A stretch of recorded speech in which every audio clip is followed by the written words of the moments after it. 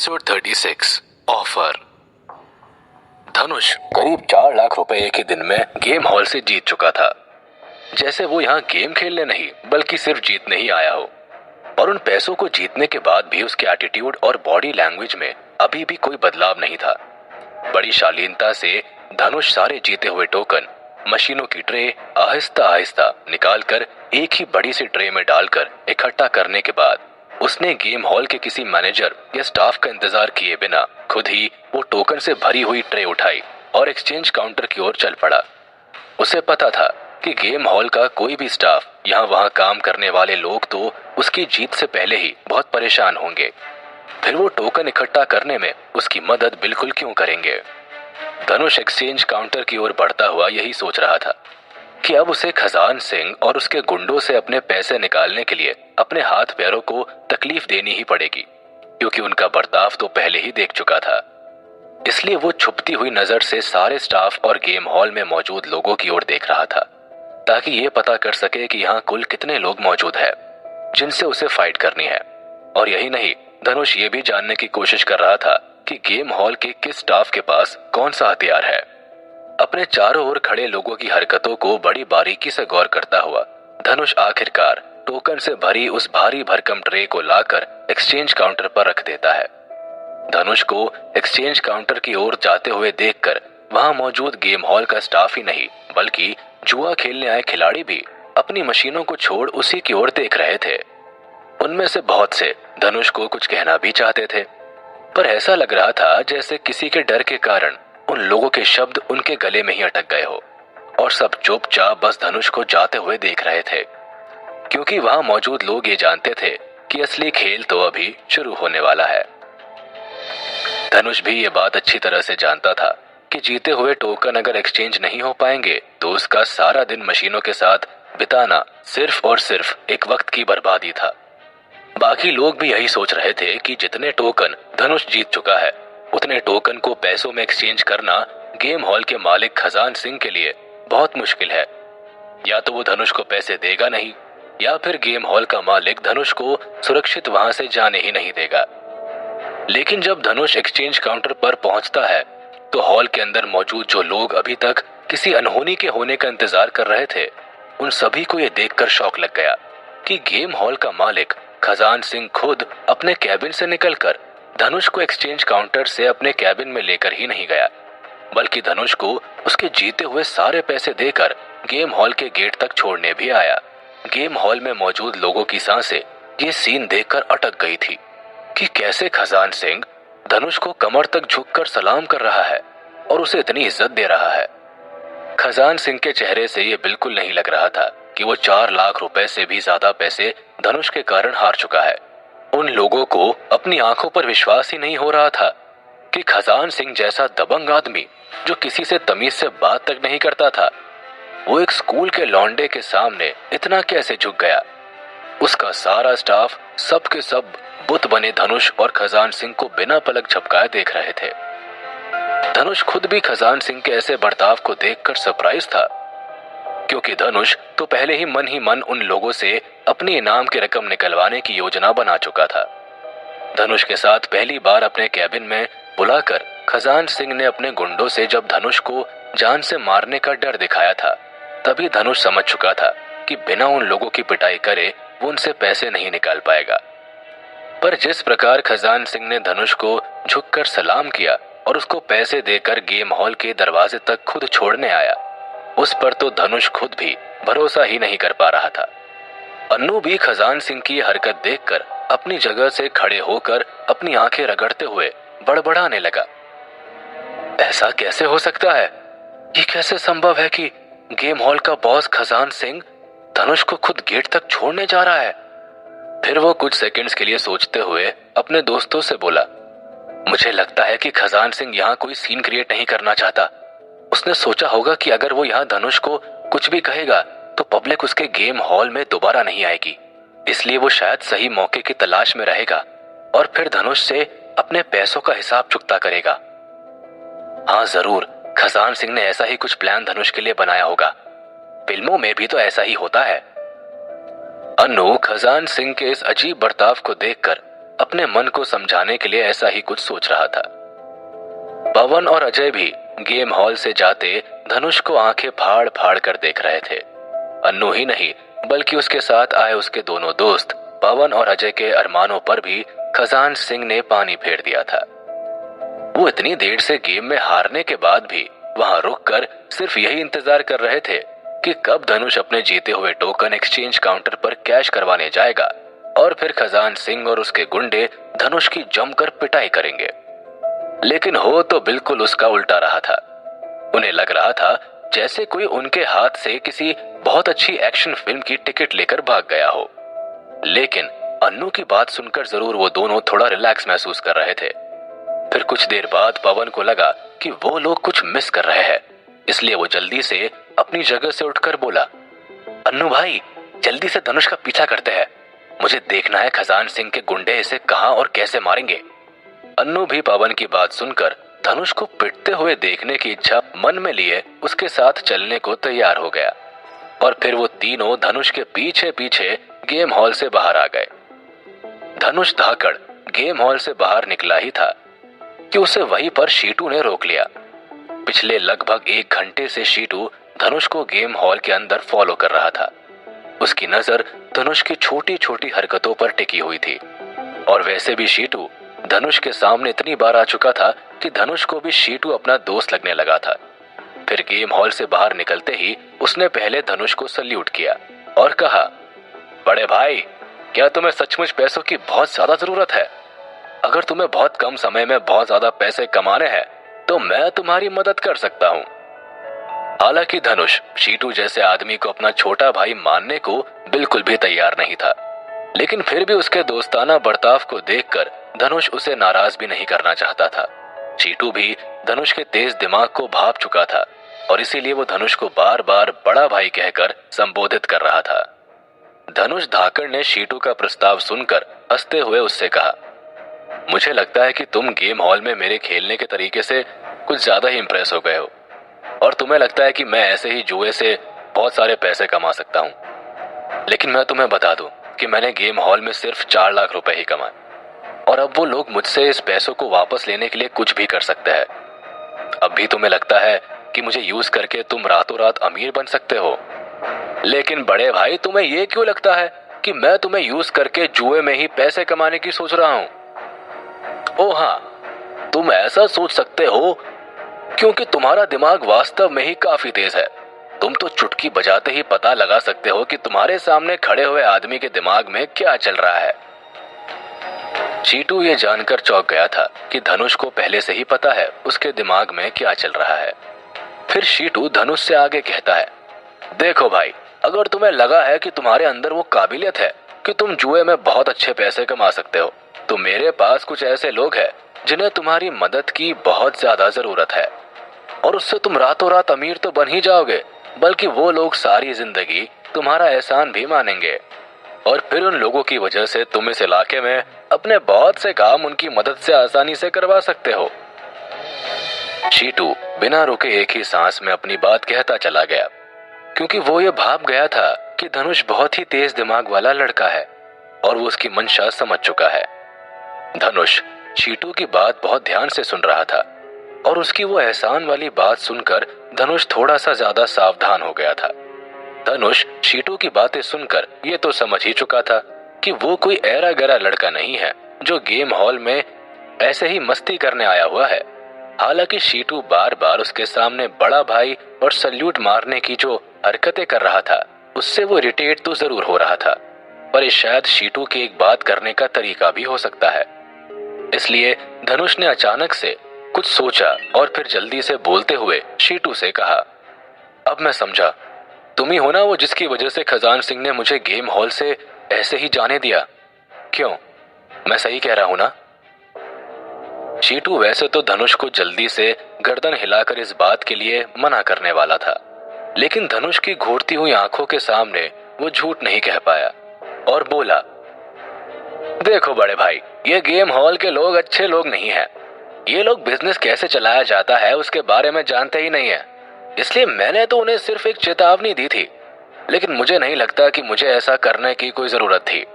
क्योंकि अगर मैं उन्हें चेतावनी नहीं भी देता तो तुम अकेले ही इस परेशानी का हल ढूंढ लेते। तुम्हें मेरी बात का बुरा तो नहीं लग रहा है ना भाई? धनुष को बात करते करते अब शीटू सही याद में लगने लगा था, क्योंकि उसकी भी गेम हॉल के लोगों के बारे में वो ही राय थी जो धनुष की थी। इसलिए धनुष फिर शीटू से कहता है, बोल तो तुम बिल्कुल ठीक रहे हो भाई कि अगर तुम मेरी मदद नहीं भी करते तो भी मैं उनसे अकेला ही निपट लेता, लेकिन फिर भी मेरे ऊपर तुमने एहसान जरूर किया है, इसलिए मैं तुमसे दोस्ती जरूर करना चाहूंगा। ये कहते ही धनुष अपना हाथ शीटू की ओर बढ़ाता है और कहता है, मेरा नाम धनुष है और मैं सिटी हाई स्कूल में एक स्टूडेंट हूं। अगर तुम्हें कभी भी मेरी जरूरत पड़े तो तुम बेझिझक मुझे याद कर सकते हो। शीटू की धनुष की शालीनता को देखते हुए उससे हाथ मिलाकर कहता है, बड़े भाई मेरा नाम शीटू पांचाल है और तुम मेरे शरीर पर मत जाना, क्योंकि मैं तुमसे उम्र में ज्यादा बड़ा नहीं हूँ, बल्कि मैं भी तुम्हारी ही तरह एक हाई स्कूल का स्टूडेंट हूँ और मैं सिटी हाई स्कूल सोसाइटी के ही दूसरी ब्रांच में पढ़ता हूँ। मैं टाइम मिलते ही तुमसे मिलने जरूर आऊंगा। धनुष की बात से शीटू समझ गया था कि अब धनुष उस बातचीत को खत्म करके वहां से जाना चाहता है, इसलिए शीटू ने भी उससे ज्यादा परेशान ना करते हुए अपना इंट्रोडक्शन दिया और बाद में मिलने की बात कह दी। शीटू के लिए इतना काफी था कि अब वो धनुष की पहचान ही नहीं बल्कि उसका दोस्त भी बन चुका था। उसके दिमाग में धनुष को लेकर जो प्लानिंग चल रही थी उसे सोचकर शीटू खुश जरूर हो रहा था। उसने एक बार भी ये बात धनुष को जाहिर नहीं होने दी थी, लेकिन वो धनुष को अभी अच्छी तरह से जानता नहीं था। धनुष ने भी शीटू से आगे कुछ ना कहते हुए उससे विदाई ली। अन्नू और उसके दोनों दोस्त पवन और अजय भी वही दूर खड़े शीटू और धनुष को बात करते हुए देख रहे थे और शीटू को पहचानते हुए पवन अपने बाकी दोनों दोस्तों से कहता है, ओह माय गॉड, ये कैसे हो सकता है? वो तो शीटू है, शीटू पांचाल। अन्नू, क्या तुमने उसे पहचाना? ध्यान से देखो, वो शीटू है, लेकिन ये धनुष के साथ क्या कर रहा है? और उससे भी ज्यादा बड़ी बात तो यह है कि शीटू धनुष को अपना बड़ा भाई कहकर क्यों बात कर रहा था? पवन ऐसे चिल्ला रहा था जैसे उसे शीटू और धनुष को आपस में बात करते हुए देखकर बहुत ही बड़ा झटका लगा हो। पवन की बात सुनकर अन्नू और अजय भी पहले से ज्यादा ध्यान से शीटू की ओर देखने लगे और फिर अजय अपनी गर्दन को झटक कर कहता है, अबे नहीं यार, तू भी कैसी बात कर रहा है? हम उसे गलत आदमी समझ रहे हैं, वो यहाँ कैसे हो सकता है? तू शायद भूल गया है शीटू पांचाल कितने बड़े बाप का बेटा है। उसके जैसे स्टेटस का बंदा यहाँ क्यों आएगा इतने छोटे से क्लब में? मुझे तो लगता है ये कोई उसके जैसे ही दिखने वाला बंदा है, जिसकी शक्ल और बॉडी लैंग्वेज शीटू पांचाल से काफी ज्यादा मिलती है। अजय खुद भी अपनी कही बात को लेकर श्योर नहीं था, पर वो ये मानने को भी तैयार नहीं था कि शीटू पांचाल जैसा अमीर आदमी इतने छोटे से क्लब में जुआ खेलने कैसे आ सकता है। और उन दोनों से उलट अन्नू उसी ओर बहुत ही गुस्से में देख रहा था और उसने अपने पीछे खड़े हुए एक पेड़ के ऊपर जोर से मुक्का दे मारा। चेहरा मिलता जुलता हो सकता है, नाम भी एक जैसा हो सकता है, लेकिन शीटू पांचाल की स्पोर्ट्स कार को अन्नू बहुत अच्छे से पहचानता था और अन्नू के गुस्से का कारण था कि शीटू पांचाल जैसी बड़ी हस्ती का धनुष के साथ होना। अब से कुछ ही महीनों पहले अन्नू अपने पापा अर्चित के साथ शीटू पांचाल के घर उसका बर्थडे सेलिब्रेट करने गया था। शीटू कौन से काम में धनुष की मदद लेना चाहता था? अन्नू अब कैसे धनुष से अपनी और अपने परिवार की बेइज्जती का बदला लेगा? जानने के लिए सुनते रहिए धनुष की कहानी द इमॉर्टल वॉरियर, सिर्फ पॉकेट एफएम पर। एपिसोड 37, बड़ी हवेली गांव। अन्नू के पापा अर्चित कुमार शहर के एक बड़े बिजनेसमैन थे, इसीलिए वो ऐसी बड़ी बड़ी पार्टी में जाते रहते थे और अन्नू को भी बार बार ऐसा मौका मिलता रहता था। शीटू पांचाल के बर्थडे पर भी अन्नू अपने पापा के साथ गया था। शीटू पांचाल को अपने इस जन्मदिन पर अपने परिवार से एक बहुत महंगी स्पोर्ट्स कार गिफ्ट मिली थी, जिसकी नंबर प्लेट भी शीटू के बर्थ डेट से मेल खाती थी। शीटू पांचाल का बर्थडे जिस बैंक्वेट में सेलिब्रेट किया जा रहा था, उसकी रौनक देखकर शहर के कई बड़े बड़े लोग भी चौंक गए थे। एक custom fitted imported sports car और उसकी स्पेशल नंबर प्लेट और वो आलीशान चकाचौंध अन्नू ने भी पहले किसी के यहाँ नहीं देखी थी, जबकि वो अपने पापा के साथ और भी कई ऐसी पार्टीज में पहले भी कई बार जा चुका था। और अन्नू ही नहीं, उसकी उम्र के जितने भी लड़के लड़कियां वहां शीटू की बर्थडे पार्टी में इनवाइटेड थे, उन सब का शीटू का स्टेटस देखकर यही हाल था। अन्नू ही नहीं, वो लोग भी शीटू से मन ही मन जल रहे थे। इसलिए पवन और अजय अभी तक बेशक शीटू की पहचान को लेकर कंफ्यूज हो, पर अन्नू अच्छे से पहचान चुका था कि वो गंजा आदमी और कोई नहीं, शहर के नामी रईस का बेटा शीटू पांचाल ही था। और धनुष के साथ उसे दोस्ती करते देख तो अन्नू के जैसे तन बदन में आग लगी हुई थी। अन्नू खुद से ही बात करते हुए कहता है, शीटू धनुष को कैसे जानता है? दोनों को साथ देखकर तो लग रहा था कि इनके बीच बहुत ही अच्छी दोस्ती है। ये मेरे लिए बहुत ही परेशानी वाली बात है। अब धनुष के साथ पंगा लेना मेरे लिए और मुश्किल हो जाएगा। अन्नू शीटू के दबंग एटीट्यूड के बारे में पहले से ही जानता था। उसे पता था कि अगर शीटू को किसी पर गुस्सा आ जाए तो जब तक वो उस आदमी से बदला ना ले ले तब तक उसे चैन नहीं मिलता। अन्नू बार बार धनुष और शीटू के हैंडशेक को याद कर करके परेशान हो रहा था। उसे ये ख्याल ही नहीं आया कि धनुष और शीटू के बीच ये पहली मुलाकात थी, और वो मुलाकात किस बारे में थी ये भी अन्नू को पूरी तरह से जानकारी नहीं थी। उसे बस ये याद आ रहा था कि कैसे शीटू धनुष के गेम हॉल के गेट से बाहर आते ही उसे सल्यूट कर रहा था और बार बार उसे अपना बड़ा भाई कह रहा था। क्लब से निकलने के बाद धनुष सीधा स्कूल नहीं गया, बजाय इसके वो सिटी में घूमने निकल गया था। Heavenly art of cosmic genesis की साधना की शुरुआत करने के बाद से धनुष का शरीर पूरी तरह से शुद्ध हो रहा था और बिल्कुल एक नई अवस्था में आ चुका था। जबकि उसने कोई भी मार्शल और किसी भी दूसरी शारीरिक हलचल बढ़ाने वाली कला की प्रैक्टिस नहीं की थी, फिर भी उसके शरीर में एक साधारण व्यक्ति से ज्यादा फुर्ती आ चुकी थी। धनुष जब ये डिसाइड कर चुका था कि उसे अब heavenly art of cosmic genesis की साधना को पूरा करना है, जिसके लिए उसे अपने शरीर को भी पूरी तरह से तैयार करना था। धनुष को अपनी साधना पूरी करने के लिए साधना के 4 पहलू पर खास तौर से ध्यान देना था। उसमें सबसे पहले था साधना का तरीका, मतलब मेथड। उसके बाद एक मजबूत साथी, पैसा और साधना के लिए उपयुक्त स्थान। यह साधना के सबसे पहले पहलू मेथड की बात करें तो उससे मतलब था साधना करने के लिए सही तरीकों का चयन करके उनका निरंतर अभ्यास करना, और अभ्यास करने के लिए सबसे पहले साधना करने वाले साधक को सही तरीकों का पता होना बहुत जरूरी होता है, वरना साधक गलत तरीकों से साधना को कभी भी पूरा नहीं कर सकता। The heavenly art of cosmic genesis यानी यूनिवर्स फॉर्मेशन की एनर्जी को प्राप्त करने की साधना एक बहुत प्राचीन दिव्य साधनाओं का संग्रह था, जिसको इमॉर्टल वर्ल्ड के साधकों ने बहुत ही कठोर परिश्रम के बाद प्राप्त किया था। धनुष को भी ऐसी कई अनगिनत तकनीकों के बारे में पता था जिससे वो अपनी साधना को पूरा कर सकता था। इसीलिए वो साधना को पूरी करने के लिए जरूरी तरीकों को लेकर परेशान नहीं था। साधना का दूसरा पहलू है एक जरूरी साथी। इसमें साधक को एक ऐसा साथी चुनना पड़ता है जिसके साथ वो अपनी साधना को पूरा कर सके।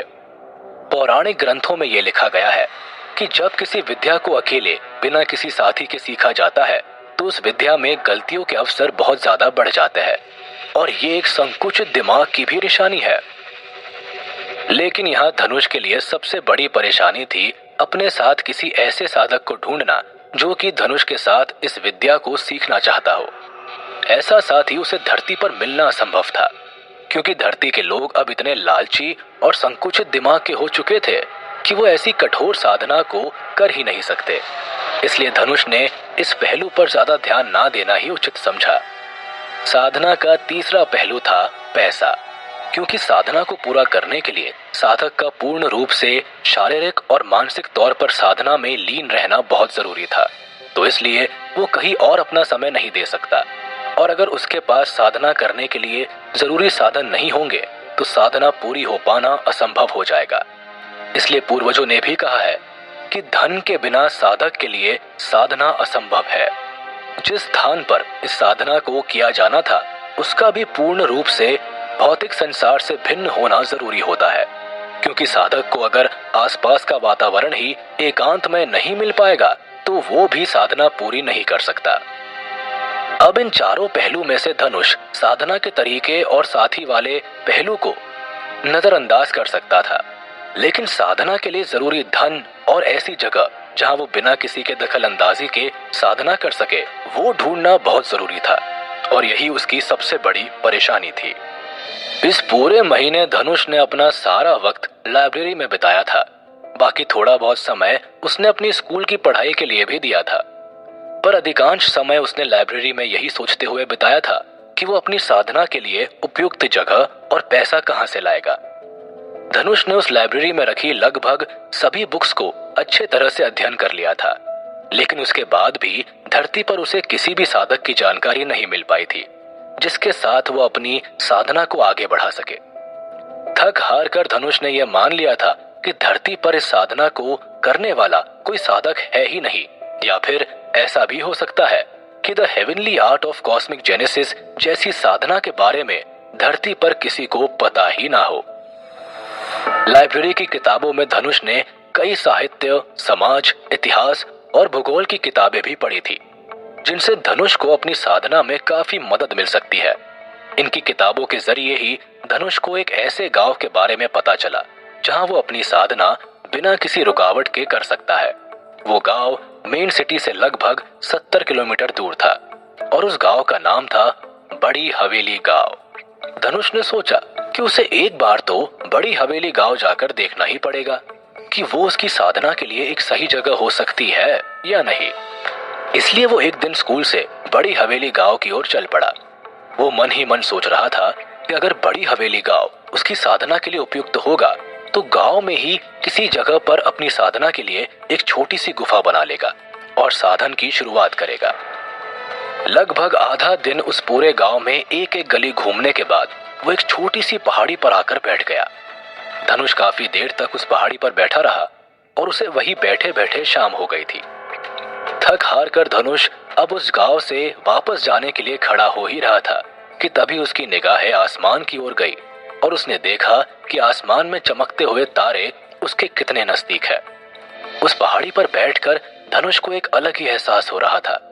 चारों ओर चलती हुई ठंडी ठंडी ताजी हवा ने जैसे उसकी शारीरिक ही नहीं मानसिक थकान को भी एक साथ खत्म कर दिया हो।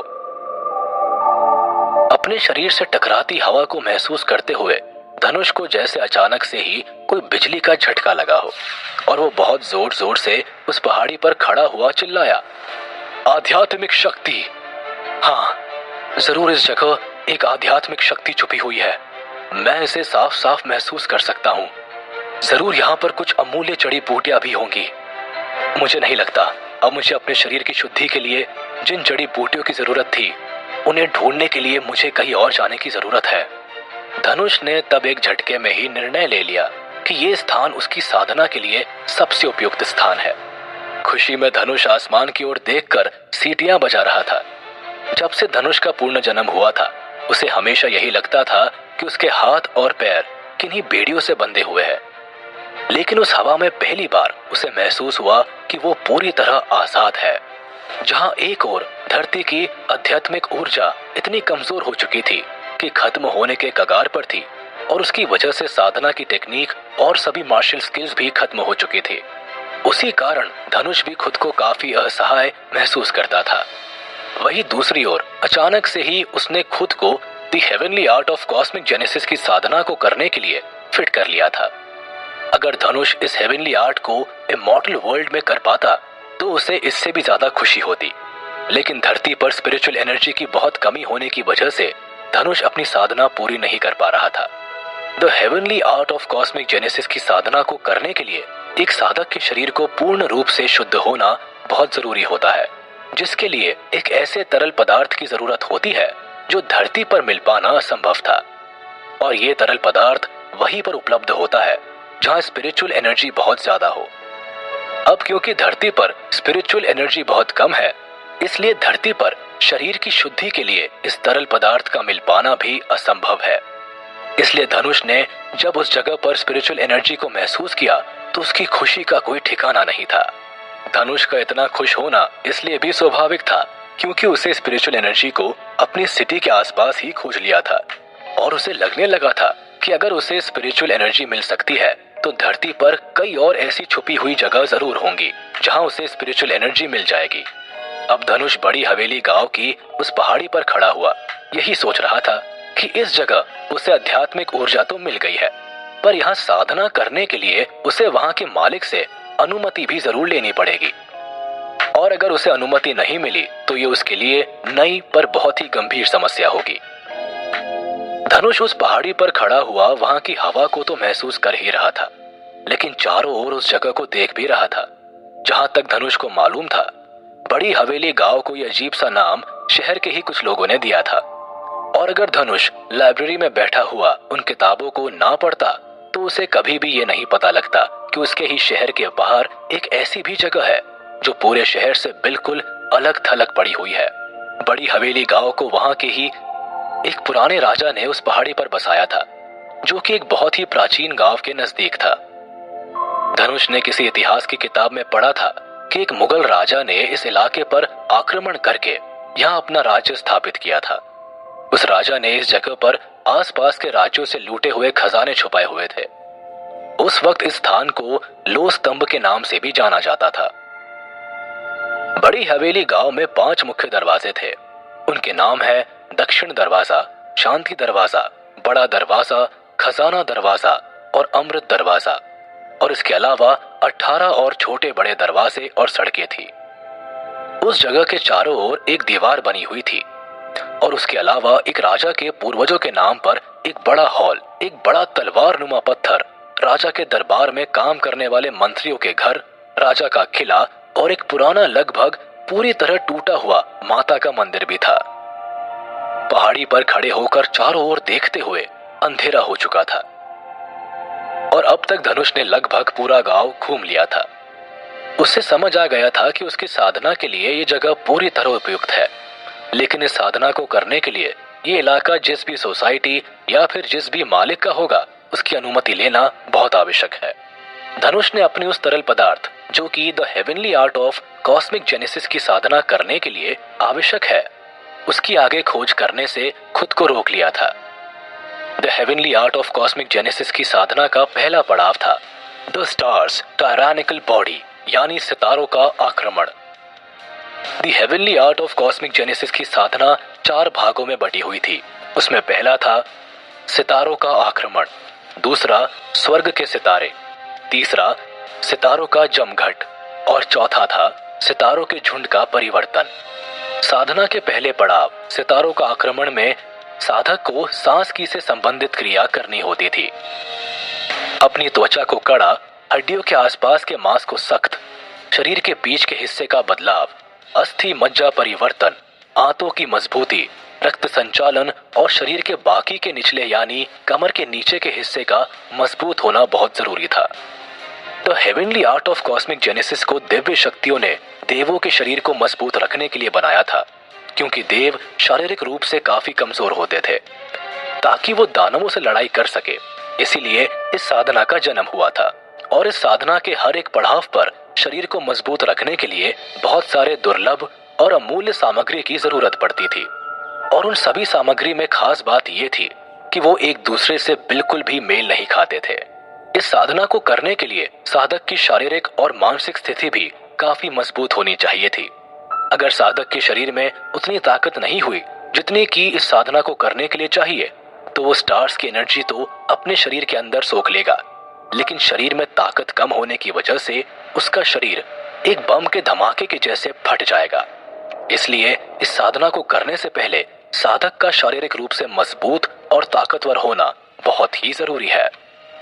The heavenly art of cosmic genesis के क्रिएटर ने इस बात का उल्लेख कई जगह किया भी है कि अगर कोई भी साधक the heavenly art of cosmic genesis के पहले पड़ाव सितारों के आक्रमण को पार करना चाहता है, तो उसे अपने शरीर को मजबूत और ताकतवर रखने के लिए कई प्रकार के अमूल्य जड़ी बूटियों का सेवन करना ही पड़ेगा, अन्यथा साधक का शरीर एक विस्फोट के साथ फट जाएगा। क्या धनुष अपनी साधना बड़ी हवेली गांव में शुरू कर पाएगा? आखिर कौन है बड़ी हवेली गांव का मालिक? जानने के लिए सुनते रहिए धनुष की कहानी द इमॉर्टल वॉरियर, सिर्फ पॉकेट एफएम पर।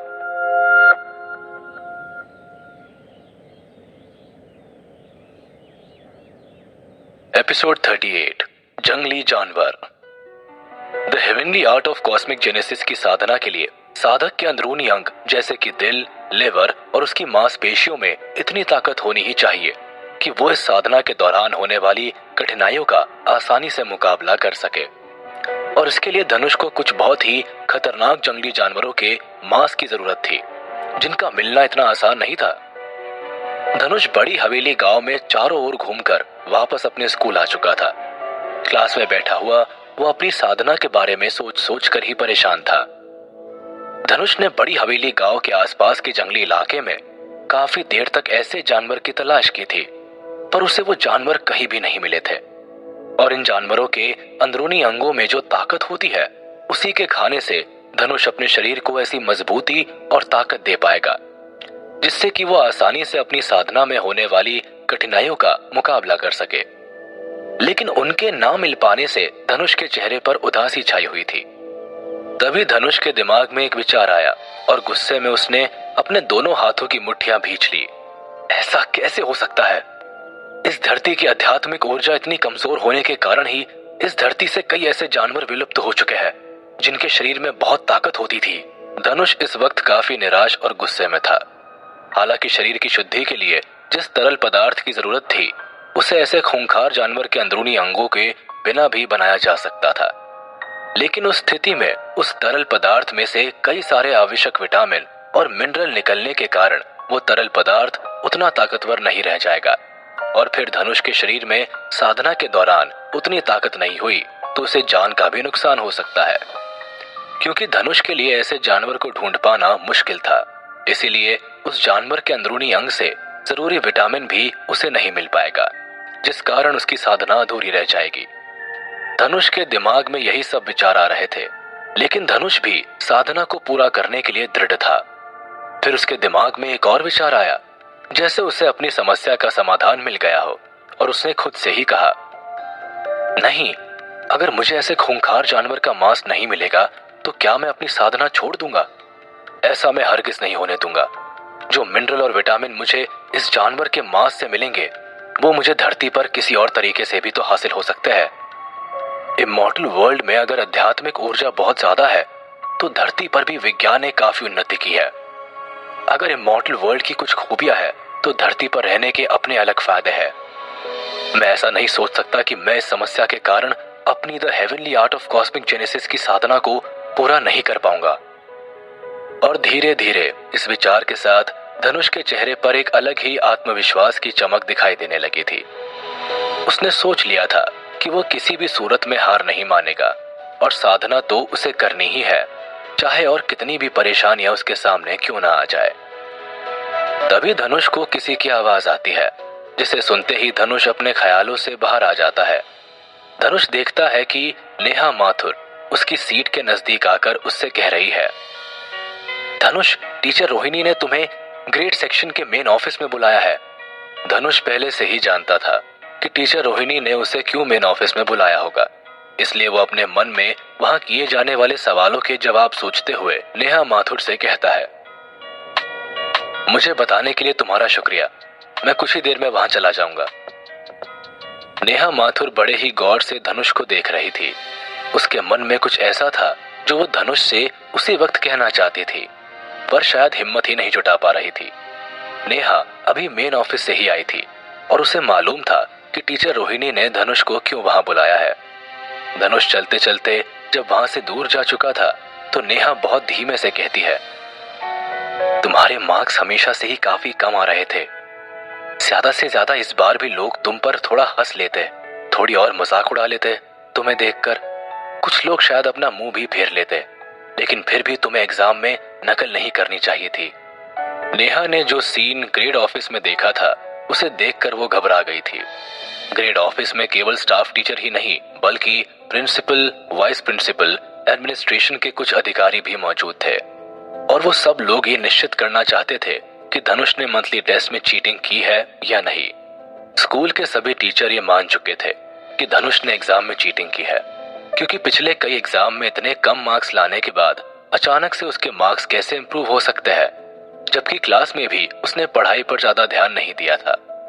अचानक से उसके इतने ज्यादा मार्क्स ने सभी टीचर और प्रिंसिपल तक को चौंका दिया था। टोटल 750 पॉइंट्स में से धनुष को 712 पॉइंट्स मिले थे, जो बहुत ही चौंकाने वाला रिजल्ट था। उसने पिछली बार के टॉपर रहे अर्जुन भंडारी को भी पीछे छोड़ दिया था, जो और भी ज्यादा शक पैदा कर रहा था। उन सभी टीचर में से सिर्फ टीचर रोहिणी पांडे ही ऐसी शख्स थी जिन्हें धनुष के ऊपर भरोसा था कि उसने एग्जाम में कोई भी नकल नहीं की थी, और इसीलिए टीचर रोहिणी पांडे बाकी सभी टीचर से उसके लिए लड़ रही थी, जिनका मुखिया था टीचर प्रभाकर तिवारी। टीचर प्रभाकर तिवारी आसानी से अपनी हार स्वीकार नहीं करना चाहते थे। जो शर्त वो रोहिणी पांडे से लगा चुके थे, वो किसी भी तरह उस शर्त को जीतना चाहते थे। और वैसे भी धनुष को टीचर प्रभाकर तिवारी ने अपने सेक्शन से खराब परफॉर्मेंस की वजह से ही निकाला था। फिर उनके सेक्शन से निकलते ही धनुष इतने अच्छे मार्क्स कैसे ला सकता है कि तिवारी जी की क्लास के ही टॉपर स्टूडेंट को पीछे छोड़ दे। टीचर प्रभाकर तिवारी ने ही स्कूल के बाकी टीचर और प्रिंसिपल को भड़का दिया था। नेहा माथुर भी धनुष से शायद इसलिए नाराज थी क्योंकि टीचर रोहिणी पांडे उसका साथ दे रही थी। धनुष को जाते हुए देखकर वो फिर आगे खुद से ही कहती है, धनुष, तुम्हें इस मामले में टीचर रोहिणी पांडे को इन्वॉल्व नहीं करना चाहिए था। लेकिन जब नेहा ने इस बात पर गौर किया कि धनुष बस पिछले एक महीने से ही उसके सेक्शन में है और उसने अपना अधिकतर समय क्लास में ही बैठकर बिताया है, तब नेहा को लगा कि जो अफवाह वो धनुष के बारे में सुन रही है वो सब झूठ ही होगा। नेहा अच्छी तरह जानती थी कि धनुष ने कितनी परेशानियों से अपने आप को संभाला है। वही सब सोचकर नेहा को फिर से उससे सहानुभूति हो गई। धनुष अपने मन में कई सारी उधेड़बुन लेकर कॉरिडोर से होते हुए मेन ऑफिस की ओर बढ़ रहा था। एक तो उसके दिमाग में अपनी साधना को लेकर जरूरी चीजों की कमियों को वैसे पूरा कर पाएगा, यही उसके लिए सबसे बड़ी परेशानी थी। और फिर टीचर प्रभाकर तिवारी के सवालों का वो क्या जवाब देगा, उसे वो भी तैयार करने थे। टीचर प्रभाकर तिवारी का मन में ख्याल आते ही धनुष एक अलग ही तरह के गुस्से से भर जाता था, क्योंकि उनकी कही हुई बातें धनुष के दिमाग में एक रेडियो की तरह से बजनी शुरू हो जाती थी। अब भी उसे पता था कि प्रभाकर तिवारी ही उसकी सक्सेस को डाइजेस्ट नहीं कर पा रहा है, इसलिए उसने ये मीटिंग बुलाई है। धनुष यही सब सोचता हुआ ग्रेड मेन ऑफिस में एंट्री करता है, और एंट्री के साथ ही उसके कानों में वो भद्दी आवाज सुनाई देती है जो उसे बिल्कुल भी पसंद नहीं है। मैं पूरे 100% दावा के साथ कह सकता हूँ कि इस मंथली टेस्ट में धनुष ने चीटिंग की है, और अगर मेरा दावा झूठा निकला तो मैं अपना इस्तीफा देने के लिए भी तैयार हूँ। टीचर प्रभाकर तिवारी वहां मौजूद सभी लोगों के सामने जोर जोर से अपना दावा पेश कर रहे थे। तिवारी जी को यह मालूम ही नहीं चला कि जिसके बारे में वो बात कर रहे हैं वो कब का वहां आ चुका है। धनुष ने देखा कि ग्रेड ऑफिस में सभी लोग प्रभाकर तिवारी के गुस्से और उनकी जोरदार आवाज को सुनते ही चुप हो गए थे। ग्रेड मेन ऑफिस में कंप्लीट साइलेंस था, और टीचर रोहिणी पांडे जो तिवारी जी के हर आर्गुमेंट का जवाब उनके ही लहजे में उन्हें देती थी, वो भी तिवारी जी को इतने गुस्से में देखकर चुप हो गई थी।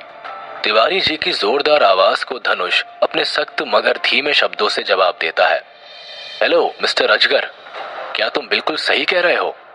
अगर मैंने ये साबित कर दिया कि मैंने एग्जाम में चीटिंग नहीं की है तो तुम इस स्कूल से अपना इस्तीफा दे दोगे? जब टीचर प्रभाकर तिवारी ने मान लिया था कि उसके दावे को सुनकर सभी लोग चुप हो गए हैं और अब वो ये शर्त जीत चुके हैं, तभी उनके कानों में धनुष का जवाब सुनाई देता है, और एक बार फिर से उसे देखते ही तिवारी जी गुस्से से अपने दांत पीसना शुरू कर देते हैं। तिवारी जी का गुस्सा धनुष के उनके इस्तीफे के बात पर नहीं था, बल्कि वो फिर से उसके मुंह से अजगर नाम सुनकर बुरी तरह से चिढ़ गए थे, और फिर ज्यादा देर तक खुद को रोक नहीं पाए। टीचर प्रभाकर तिवारी अपनी कुर्सी को पीछे धक्का देते हुए और हाथों की मुट्ठी का मुक्का बनाकर धनुष की ओर बढ़ जाते हैं, और ठीक धनुष के मुंह के नजदीक आकर जोर से चिल्लाते हैं, तू निर्लज, तुझे अपने से बड़ों से बात करने की जरा भी अक्ल नहीं है। स्कूल में कैसे बर्ताव करते हैं ये भी भूल गया? अपने टीचर्स के साथ कैसे बात की जाती है इतना भी ज्ञान नहीं है तुझे? गुस्से में तिवारी जी इतना भड़क चुके थे कि वो भूल ही गए कि वो किस मामले को लेकर वहां बहस कर रहे थे। उनके कानों में बस धनुष का कहा हुआ अजगर नाम सुनाई दे रहा था, और गुस्से में फिर से वो अजगर की तरह ही जोर जोर से सांस लेते हुए धनुष की नाक की ठीक सामने अपनी उंगली दिखाकर उसके ऊपर चिल्लाने लगे थे। फिर तभी उन्हें याद आया तो वो धनुष से उसी तरह चिल्लाकर कहते हैं, अगर तूने ये साबित कर दिया कि तूने एग्जाम में नकल नहीं की है तो मैं प्रभाकर तिवारी अपना सरनेम बदलकर हमेशा तेरा सरनेम ही यूज करूंगा। टीचर प्रभाकर तिवारी ने जैसे गुस्से में भीष्म प्रतिज्ञा ली हो, और धनुष तो जैसे तिवारी जी के इस गुस्से और फ्रस्ट्रेशन का ही इंतजार कर रहा था, क्योंकि उसे क्लास में हुई अपनी बेइज्जती का भी बदला तिवारी जी से लेना था। धनुष उनकी प्रतिज्ञा सुनकर मुस्कुराकर उनसे कहता है, अजगर तिवारी जी, मैं माफी चाहता हूँ, लेकिन इसकी इजाजत मैं आपको नहीं दे पाऊंगा। मेरा सरनेम यूज करने के लिए आपको मेरे पिताजी से परमिशन लेनी होगी। धनुष का यह सिद्धांत था कि अगर उसे किसी ने एक लात मारी है तो वो उसे 10 लात जरूर मारेगा। धनुष उन लोगों में से बिल्कुल भी नहीं था जो आसानी से अपनी बेइज्जती भूल जाए, और इसीलिए वो जानबूझकर टीचर प्रभाकर तिवारी को बार बार अजगर कहकर उनके सामने ही बुला रहा था, क्योंकि वो चाहता था कि टीचर तिवारी को ज्यादा से ज्यादा बेइज्जत और गुस्सा दिला सके। धनुष को अच्छी तरह से याद था कि कैसे तिवारी ने उसकी और उसकी माँ की पूरी क्लास के सामने बेइज्जती की थी, और उसके बाद उसने बहुत कोशिशें भी की धनुष को स्कूल से बाहर निकालने के लिए, और इसी वजह से धनुष और टीचर प्रभाकर तिवारी के बीच जो टीचर स्टूडेंट का रिश्ता था वो खत्म हो चुका था। धनुष के मन में ऐसे आदमी के लिए कोई जगह नहीं थी जो उसकी माँ के बारे में कुछ भी उल्टा बोले। इसलिए जानबूझकर धनुष बार बार प्रभाकर तिवारी की बेइज्जती करके उसे गुस्सा दिलाता था, और फिर मन ही मन खुश होता था। लेकिन इस बार धनुष ही नहीं बल्कि उसकी बातों ने वहां मौजूद बाकी लोगों को भी मुस्कुराने के लिए मजबूर कर दिया था। पर जब उन्होंने देखा कि धनुष की बात सुनकर टीचर प्रभाकर तिवारी गुस्से में किसी बम की तरह कभी भी फट सकते हैं, तो उन सभी ने अपनी हंसी को एक ही पल में रोक लिया था। तिवारी जी की हालत देखकर रोहिणी पांडे ये समझ गई थी कि अब अगर धनुष ने आगे कुछ भी कहा तो टीचर तिवारी तो गुस्से में पागल हो जाएंगे। इसलिए उसने धनुष को डांटते हुए कहा, शट अप धनुष, हमने तुम्हें यहाँ इसलिए बुलाया है कि तुम अपने ऊपर लगे नकल के इल्जाम को गलत साबित कर सको और सबको ये बता सको कि तुमने एग्जाम में इतने अच्छे मार्क्स अपनी मेहनत से हासिल किए हैं, ना कि किसी और गलत तरीके से। और अब अगर तुम्हें इसी तरह तिवारी जी से दोबारा बहस की तो मैं तुम्हें इस ऑफिस से बाहर निकाल दूंगी, फिर तुम्हें अपनी बात कहने का मौका नहीं मिलेगा। टीचर रोहिणी पांडे की डांट सुनते ही धनुष ने उनके सामने सर झुकाकर कहा, I am sorry Rohini ma'am, मैं बस थोड़ा गुस्से में आ गया था। I am really sorry for that. Rohini Pandey का सम्मान करते हुए धनुष वहां मौजूद सभी टीचर्स और स्टाफ से माफी मांग लेता है। वैसे वो लोग भी धनुष को प्रभाकर तिवारी से इतनी बदतमीजी से बात करते हुए खुश नहीं थे। उन्हें भी यही लग रहा था कि धनुष वास्तव में ही एक बिगड़ा हुआ लड़का है। लेकिन जब धनुष ने टीचर रोहिणी पांडे की बात का मान रखते हुए उन सबके सामने सर झुकाकर माफी मांगी तो वो समझ गए कि तिवारी जी ने उससे भी जरूर कोई ऐसी बदतमीजी की होगी जिससे कि एक स्टूडेंट होते हुए भी धनुष उनकी बिल्कुल रिस्पेक्ट नहीं कर रहा था। और वैसे भी टीचर प्रभाकर तिवारी का नेचर और उनके बर्ताव को लेकर तो स्कूल के सभी टीचर्स बहुत अच्छे से वाकिफ थे। टीचर्स ने यह भी नोट किया कि धनुष एक वेल मेंटेन लड़का है, जिसकी यूनिफॉर्म ही नहीं हेयर स्टाइल भी बिल्कुल स्कूल के रूल्स के मुताबिक है। और फिर धनुष के बात करने के कॉन्फिडेंस से भी ये साफ झलकता है कि वो जो कह रहा है उसमें कितनी सच्चाई है। इसलिए टीचर्स ने उसके टीचर प्रभाकर तिवारी के किए गए रूड बिहेवियर के लिए उसे तभी माफ कर दिया था। टीचर प्रभाकर तिवारी की बेइज्जती का एक बहुत बड़ा कारण उनका खुद का भी बिहेवियर है। ग्रेड ऑफिस का माहौल शांत होते ही वहां मौजूद एक टीचर धनुष से कहते हैं, धनुष, तुम्हारे मंथली टेस्ट रिजल्ट हम सभी को उम्मीदों से बहुत ज्यादा आए हैं, और यहाँ मौजूद कोई भी इस रिजल्ट पर यकीन नहीं कर पा रहा है कि अचानक से तुम्हारे अंदर इतना बदलाव कैसे आ सकता है। लेकिन टीचर पांडे तुम्हारे रिजल्ट पर बहुत भरोसा करती है, और उन्होंने ही मैनेजमेंट के सामने ये प्रस्ताव रखा है कि तुम्हें अपने रिजल्ट को सही साबित करने का एक मौका मैनेजमेंट की ओर से जरूर मिलना चाहिए। मैं भी पर्सनली यही सोचता हूँ कि तुम्हें इस मौके को गंभीरता से लेना चाहिए। क्या धनुष अपनी साधना के लिए वो जरूरी जड़ी बूटी ढूंढ पाएगा? क्या धनुष उन विटामिन और मिनरल के लिए जंगली जानवर का शिकार कर पाएगा? क्या धनुष ये साबित कर पाएगा कि उसने एग्जाम में चीटिंग नहीं की है? जानने के लिए सुनते रहिए धनुष की कहानी द इमॉर्टल वॉरियर, सिर्फ पॉकेट एफएम पर।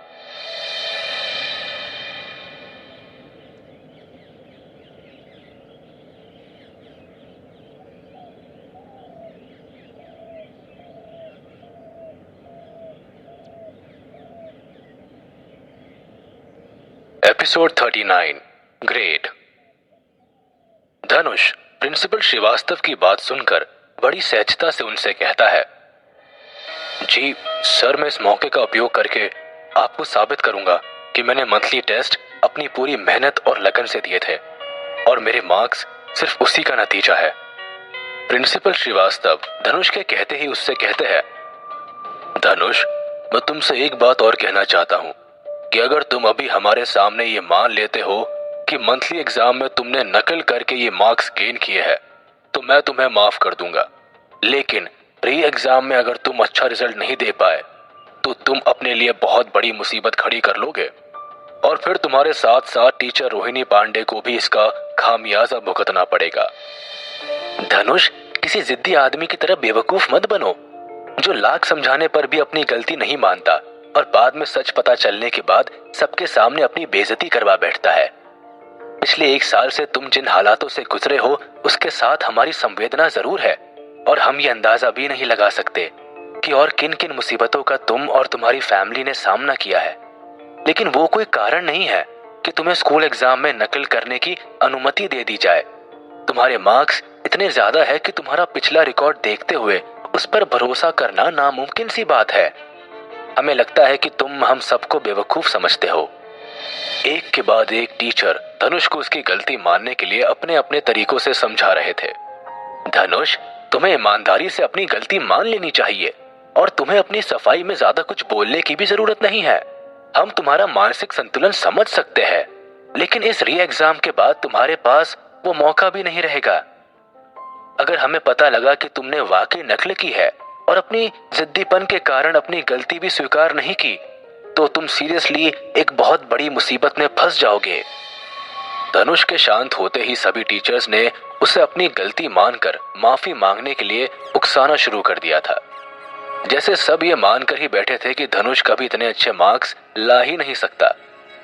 लेकिन टीचर प्रभाकर तिवारी कुछ बोले बिना कोने में अपने दोनों हाथों को छाती के पास बांधकर धनुष को एकटक घूरे जा रहे थे। वो शायद धनुष को जितनी जल्दी हो सके उतनी जल्दी स्कूल से बाहर निकलवाने का इंतजार कर रहे थे। जब सब शांत हो गए तो धनुष ने अपनी धीमी आवाज में शालीनता के साथ एक अच्छे स्टूडेंट का परिचय देते हुए प्रिंसिपल श्रीवास्तव की ओर देखा और उनसे कहा, प्रिंसिपल सर, क्या हम लोग एग्जाम स्टार्ट कर सकते हैं? प्रिंसिपल श्रीवास्तव धनुष का आत्मविश्वास देखकर एक बार के लिए तो सोच में पड़ गए कि कहीं तिवारी जी झूठ तो नहीं बोल रहे, लेकिन फिर वो समय ज्यादा बर्बाद ना करते हुए अपने स्टाफ से कहते हैं, मुझे लगता है कि धनुष ने मन बना लिया है। वो टेस्ट देगा तो इसलिए आप सभी अपने अपने टेस्ट पेपर निकाल लीजिए। प्रिंसिपल श्रीवास्तव की बात सुनते ही धनुष के सामने एक एग्जाम पेपर आ जाता है और टीचर उससे कहते हैं, धनुष, अगर तुमने इन सभी सवालों के जवाब अगले 4 घंटे में ही मुझे दे दिए तो मैं मान लूंगा कि तुम बिल्कुल सच बोल रहे हो। लेकिन धनुष ने वो पेपर हाथ में लेते ही वहां बैठे टीचर से अपना ही एक सवाल पूछ लिया, और अगर मैं इस एग्जाम पेपर के सारे सवाल ठीक ठीक जवाब दे देता हूं तो जिन लोगों ने मुझ पर नकल करने का इल्जाम लगाया है उन्हें क्या सजा दी जाएगी? धनुष की बात सुनकर वहां बैठे सभी टीचर एक दूसरे का मुंह देखने लगे, क्योंकि धनुष का इशारा कोने में खड़े टीचर प्रभाकर तिवारी की ओर था। तभी उसके हाथ में वो एग्जाम पेपर देने वाला टीचर धनुष से पूरे आत्मविश्वास से भरे हुए शब्दों में कहता है, मैंने ये एग्जाम पेपर यूनिवर्सिटी के टीचर से सेट करवाया है और अभी 10 मिनट पहले ही ये पेपर हमारे स्कूल में आया है।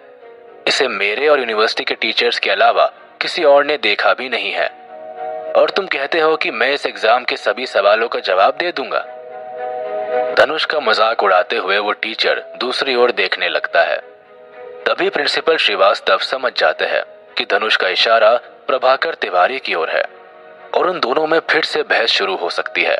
इसलिए वो अपनी कुर्सी से खड़े हो जाते हैं और धनुष से कहते हैं, हमने ये टेस्ट पेपर्स नेक्स्ट मंथ के एग्जाम के लिए सेट करवाए थे, लेकिन तुम्हारे लिए हम इन्हें अभी यूज कर रहे हैं क्योंकि टीचर रोहिणी पांडे ने हमसे तुम्हारे लिए रिक्वेस्ट की है, इसलिए हम तुम्हें एक और मौका देना चाहते हैं। मैं आशा करता हूं धनुष कि तुम हमें निराश नहीं करोगे। धनुष की बात सुनकर कोने में खड़े टीचर प्रभाकर तिवारी का गुस्सा एक बार फिर से भड़क गया था और वो इस बार धनुष को पहले से भी ज्यादा बुरी तरीके से डांटना चाह रहे थे। लेकिन जैसे ही उन्होंने प्रिंसिपल श्रीवास्तव को खड़े होकर धनुष से एग्जाम देने के लिए कहते हुए सुना तो वो गुस्से में दांत पीसते हुए अपनी जगह पर ही खड़े रहे। उन्हें पूरा विश्वास था कि इस एग्जाम में धनुष पक्का फेल हो जाएगा और फिर उसे स्कूल से वो निकलवा कर ही दम लेंगे। धनुष भी बात को आगे ना बढ़ाते हुए हाथ में लिए हुए एग्जाम पेपर को पढ़ना शुरू कर देता है। उस हॉल में धनुष के चारों ओर लगभग 30 टीचर्स बैठे हुए थे, लेकिन धनुष उन सभी टीचर्स से बिल्कुल भी ना घबराते हुए और बड़ी ही शांति और आत्मविश्वास के साथ उस एग्जाम पेपर के एक एक सवाल का जवाब देता चला गया। और वो 30 टीचर, जिसमें कि कुछ स्कूल के स्टाफ के भी लोग थे, आंखें फाड़ फाड़ कर धनुष की ओर देख रहे थे। धनुष के लिए ऐसी सभा में खड़े होकर लोगों के सामने बोलना कोई पहली बार नहीं था, क्योंकि इमॉर्टल वर्ल्ड के उन 10,000 सालों में धनुष कई बार अपने सामने असंख्य सैनिकों को युद्ध की कलाएं सिखा चुका था। इसलिए उसके लिए वो 30 लोग जो उसे डराने के लिए घूरे जा रहे थे ताकि वो एग्जाम देखकर अपना आत्मविश्वास खो दे, धनुष को उनकी घूरती हुई उन नजरों का कोई फर्क ही नहीं पड़ा और वो जल्दी जल्दी सभी सवालों का जवाब देता चला गया। धनुष हाथ में लिए एग्जाम पेपर के सवालों का एक के बाद एक करके जवाब देता जा रहा था और सभी टीचर्स उसके जवाब सुन सुनकर एक दूसरे को देख रहे थे। ऐसा लग रहा था मानो वे खुद नहीं बल्कि धनुष उन लोगों का टीचर है जो उन्हें एग्जाम में आए सभी सवाल एक एक करके समझा रहा है। धनुष के जल्दी जल्दी जवाब सुनने के बाद कोने में खड़े टीचर प्रभाकर तिवारी उसे बीच में रोकते हुए तपाक से बोल उठते हैं, ओ वाह, तुम्हें बहुत अच्छी तरह से सारे जवाब मालूम है, पर शायद तुम्हें ये नहीं मालूम कि इस विषय के टीचर भी इन सवालों का जवाब इतनी जल्दी नहीं दे पाएंगे। इसलिए सोच समझकर ठीक से जवाब दो, क्योंकि इसके बाद तुम्हें फिर से कोई और जवाब देने का मौका नहीं मिलने वाला। तिवारी जी को ऐसे बीच में बोलकर धनुष को रोकता हुआ देखकर टीचर रोहिणी पांडे उससे कहती है, तिवारी जी, आप प्लीज धनुष को सवालों के जवाब देने दीजिए, वरना आप यहाँ से बाहर जा सकते हैं। Don't disturb us. Rohini Pandey के गुस्से को देखकर वहां बैठे कुछ और टीचर जो धनुष को तिवारी की तरह बीच में टोकना चाह रहे थे, उन्होंने अपने शब्द वापस से मुंह में ही रख लिए और चुपचाप धनुष की ओर देखने लगे। उन सबको मालूम था कि टीचर रोहिणी पांडे के पिताजी एजुकेशन मिनिस्ट्री में एक बहुत अच्छे पद पर है और उससे बहस करना उनके लिए बहुत ही नुकसानदेह हो सकता है। टीचर प्रभाकर तिवारी को भी रोहिणी पांडे की ऐसी बात सुनकर बहुत गुस्सा आया था, क्योंकि उनकी ऐसी बेइज्जती आज तक किसी ने नहीं की थी और वो भी उनसे इतनी जूनियर टीचर रोहिणी ने। अगर उसकी जगह कोई और टीचर तिवारी जी से ऐसा कहने की हिम्मत करता तो उनका रिएक्शन कुछ और ही होता, लेकिन रोहिणी के सामने वो भी दांत पीसते हुए चुप हो गए। और वैसे भी तिवारी जी रोहिणी पांडे के बारे में ये बात बहुत अच्छे से जानते थे कि वो एक बहुत ही ईमानदार और आदर्शवादी लेडी है जो गलत चीजों के लिए कभी किसी का साथ नहीं देती। प्रभाकर तिवारी को इस बात का भी पूरा भरोसा था कि धनुष जो जवाब दिए जा रहा है वो सब गलत होंगे और फिर वो उन दोनों का मजाक बनाते हुए पूरे स्टाफ के सामने देखेगा। बस उसे थोड़ा सा ही और इंतजार करना है। इसलिए प्रभाकर तिवारी रोहिणी पांडे की बात सुनकर चुप हो गया और फिर से धनुष के अगले जवाबों का इंतजार करने लगा। और लगभग आधे घंटे में ही धनुष ने वो मैथ्स का एग्जाम पेपर सॉल्व कर लिया। हालांकि वो सभी लोग धनुष की क्वेश्चन सॉल्व करने की स्पीड के बारे में पहले से ही जानते थे, लेकिन इतने डिफिकल्ट एग्जाम को भी उसने स्पीड के साथ आधे घंटे में ही कर लिया था। ये उन सब के लिए बहुत ही शॉकिंग था। उसकी स्पीड देखकर वो टीचर उससे डर रहे थे, क्योंकि उन्हें ये सब एक जादू सा लग रहा था। फिर जैसे ही धनुष ने एग्जाम पेपर को उठाकर टीचर टेबल पर ले जाने लगा, तिवारी जी अपनी जगह से दौड़ते हुए आए और वो पेपर उठा लिया और अपनी वो ही स्पीच बोलने के लिए तैयार करने लगा जो उसने शायद इसी वक्त के लिए पहले से ही सोच रखी थी। लेकिन जैसे ही तिवारी जी की नजरें एग्जाम पेपर के पहले 3 मल्टीपल चॉइस क्वेश्चन पर पड़ी, उनके गले में उनके शब्द ऐसे अटक गए जैसे चिकन की हड्डी गले में फंस गई हो और उनका चेहरा लाल पड़ गया था। टीचर प्रभाकर तिवारी ने देखा कि एग्जाम के पहले 3 क्वेश्चंस बहुत ही ज्यादा डिफिकल्ट और ट्रिकी है और कोई भी इतनी आसानी से इन क्वेश्चन को सॉल्व नहीं कर सकता। अगर सॉल्व करने वाला बहुत अच्छे से मैथ्स नहीं जानता है तो ऐसे क्वेश्चन में गलती जरूर होंगी। इसलिए तिवारी ने सोचा था कि धनुष इन क्वेश्चन के तो डेफिनेटली गलत ही आंसर्स देगा। लेकिन पेपर हाथ में आते ही प्रभाकर तिवारी को जैसे बिजली का बहुत जोर का झटका लग गया हो, क्योंकि धनुष ने उन 3 सवालों का जवाब बिल्कुल सही सही दिया हुआ था। टीचर प्रभाकर तिवारी दूर दूर तक ये नहीं सोच सकते थे कि सचमुच धनुष इतना इंटेलिजेंट हो सकता है। उन्हें खुद इन क्वेश्चंस को सॉल्व करने में जितना टाइम लगा था, धनुष ने तो उससे भी कम समय में उन क्वेश्चंस को सॉल्व करके दे दिया था। तिवारी जी की हालत ऐसी थी कि ना तो अब वो धनुष के दिए हुए एग्जाम पेपर की ओर लगातार देख पा रहे थे और ना ही ऊपर गर्दन उठाकर वहां बैठे बाकी लोगों की ओर देख पा रहे थे। उधर प्रिंसिपल श्रीवास्तव बार बार तिवारी जी से पेपर अपनी सीट पर लाने के लिए कह रहे थे, लेकिन तिवारी जी को तो जैसे अपना इस्तीफा उस पेपर में नजर आ रहा था। कई बार बुलाने के बाद भी जब तिवारी जी टस से मस नहीं हुए तो प्रिंसिपल श्रीवास्तव ने खुद अपनी सीट से उठकर तिवारी के हाथ से वो एग्जाम पेपर ले लिया। हालांकि श्रीवास्तव जी स्कूल के प्रिंसिपल थे, लेकिन वो खुद भी कई सालों तक एडमिनिस्ट्रेटिव ऑफिस में काम कर चुके थे। इसलिए वो तिवारी जी की तरह एक जल्दी अपना दिमागी संतुलन खोने वाले इंसान नहीं थे, जो कि इतनी देर से सिर्फ धनुष के पेपर में गलतियां ढूंढने की कोशिश में लगे हुए थे। प्रिंसिपल श्रीवास्तव के हाथ में उन सभी क्वेश्चन का सॉल्यूशन पेपर भी था। प्रिंसिपल श्रीवास्तव ने लगभग 10 मिनट में धनुष के दिए हुए आंसर्स को सॉल्यूशन शीट के साथ चेक कर लिया था और फिर वो अच्छी तरह समझ गए कि तिवारी जी इतनी देर से एग्जाम पेपर हाथ में लेकर क्या ढूंढने में लगे हुए थे। श्रीवास्तव जी भी उस पेपर को देखकर धनुष के लिए मिली जुली फीलिंग्स अपने मन में रखे हुए थे। उन्हें उसके ऊपर गुस्सा और उसको प्यार दोनों आ रहा था और खुद के बारे में भी श्रीवास्तव जी को बुरा लग रहा था, क्योंकि वो खुद भी धनुष को एक चीटर समझ रहे थे। फिर प्रिंसिपल श्रीवास्तव की नजर उन सभी टीचर्स पर भी गई जो उन्हीं की ओर आंखें फाड़ फाड़ कर देख रहे थे। उन्हें भी धनुष के आंसर्स के बारे में जानना था। प्रिंसिपल श्रीवास्तव ने सभी टीचरों की उत्सुकता को देखते हुए उनसे कहा, धनुष ने सभी सवालों का बिल्कुल सही सही जवाब दिया है। इस टेस्ट में भी धनुष को काफी अच्छे मार्क्स मिल गए। और ये कहकर प्रिंसिपल श्रीवास्तव को अचानक से अपने शरीर में एक कमजोरी सी महसूस हुई, जिसकी वजह से उन्होंने हाथ में पकड़े हुए पेपर आगे की डेस्क पर रख दिए। जब तक तिवारी जी और प्रिंसिपल श्रीवास्तव धनुष का मैथ्स का पेपर चेक कर रहे थे, उतनी देर में ही धनुष ने अपना टेस्ट, जो कि साइंस का था, उसे भी खत्म कर लिया था। मैथ के एग्जाम में इतने अच्छे नंबर लाने के बाद सभी टीचर्स को पता चल गया था कि धनुष ने साइंस के एग्जाम में भी सभी क्वेश्चन सॉल्व किए ही होंगे। इसीलिए जैसे ही धनुष ने साइंस का पेपर वापस डेस्क पर रखा तो टीचर्स उसे पढ़ने के लिए उतावले हो उठे थे और उस एग्जाम में भी धनुष ने बहुत अच्छे मार्क्स गेन किए थे। और फिर इंग्लिश और लिटरेचर एग्जाम में भी धनुष ने अच्छे मार्क्स प्राप्त किए। धनुष ने 1 घंटे और 10 मिनट के टाइम में ही अपने चारों एग्जाम्स खत्म कर लिए थे।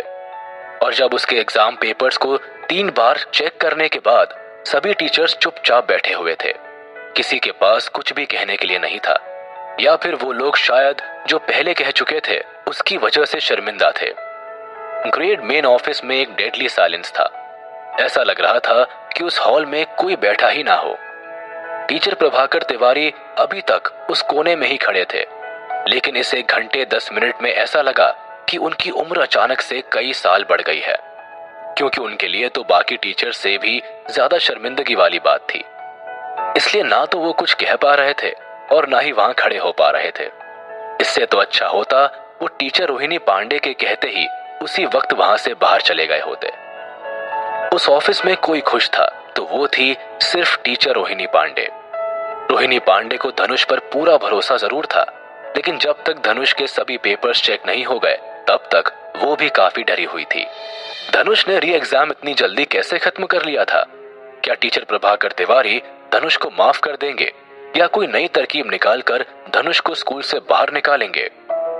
जानने के लिए सुनते रहिए धनुष की कहानी द इमॉर्टल वॉरियर, सिर्फ पॉकेट एफएम पर।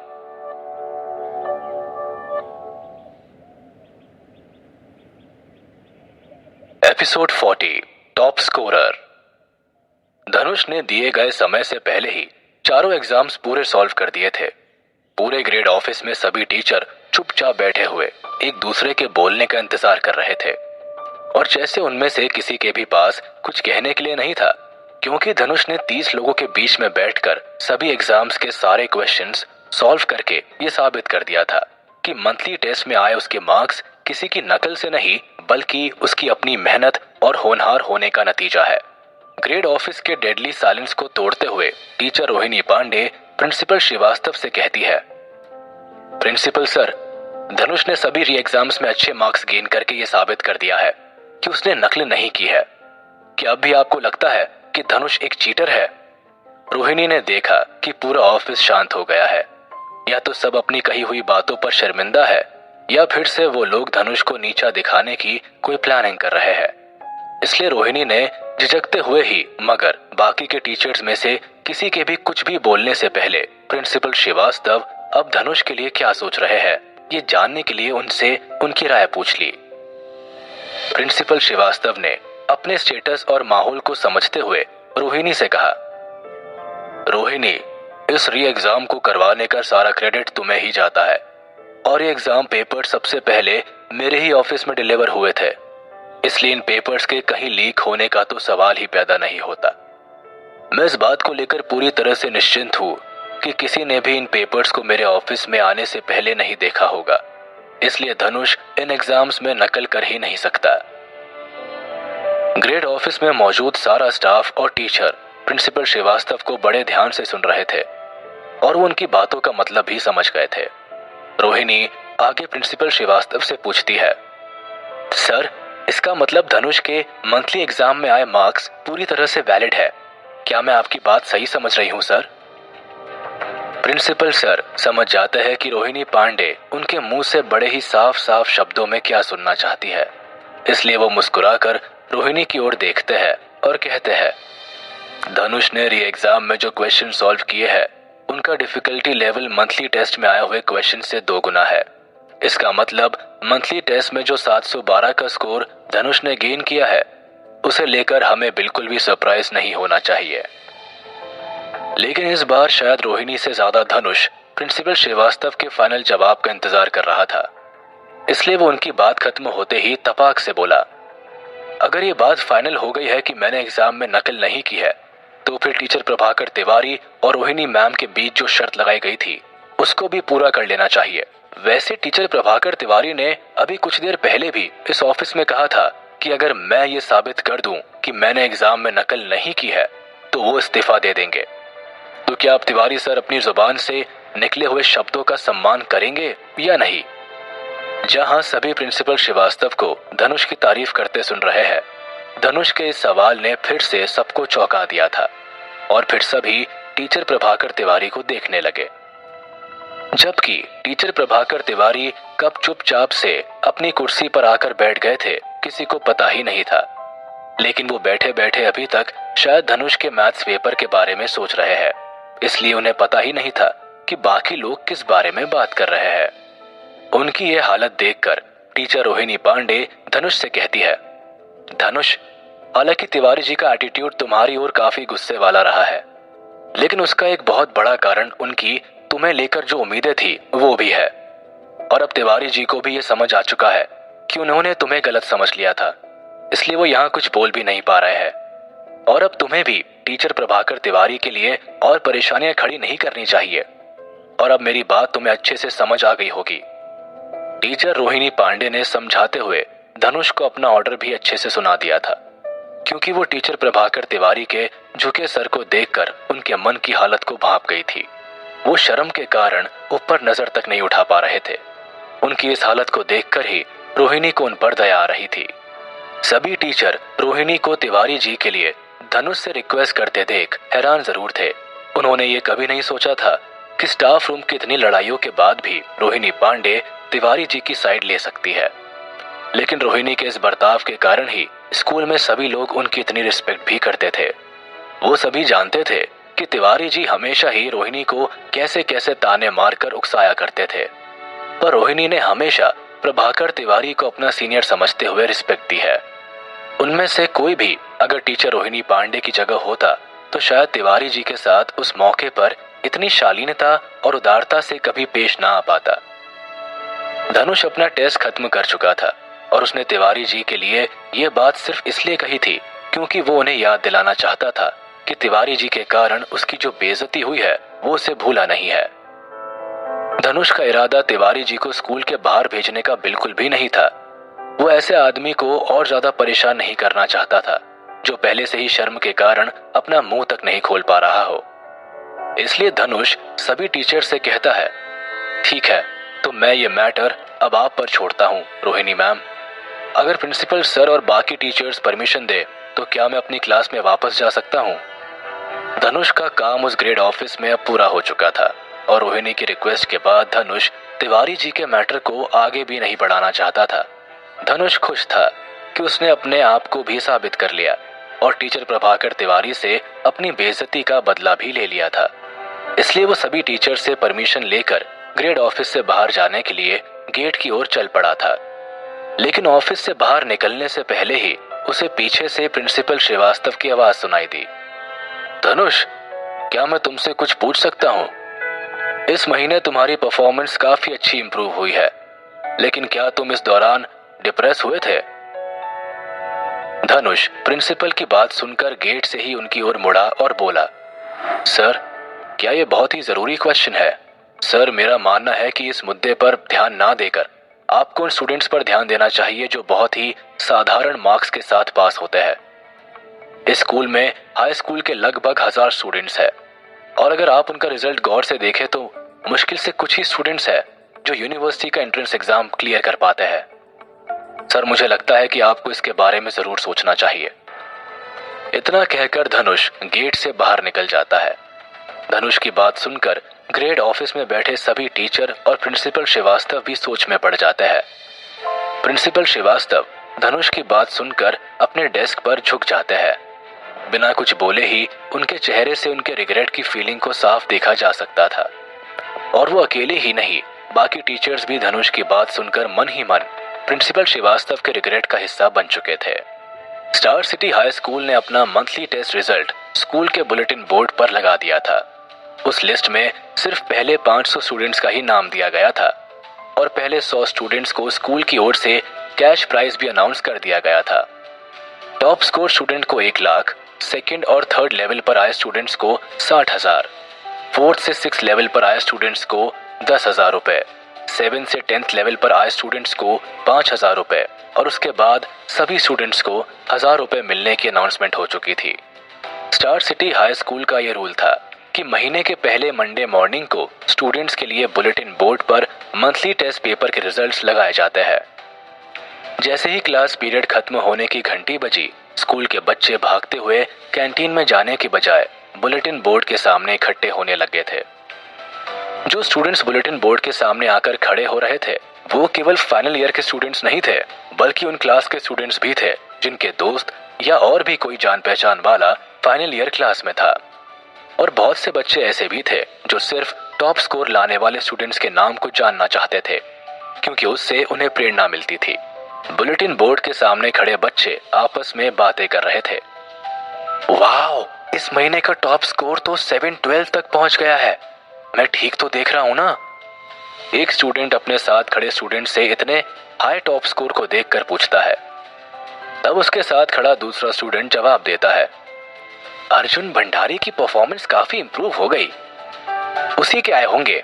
अगर उसका ऐसा ही रिजल्ट यूनिवर्सिटी एंट्रेंस एग्जाम में भी आ गया तो देखना उसको सिटी के टॉप कॉलेज में एडमिशन मिल जाएगा।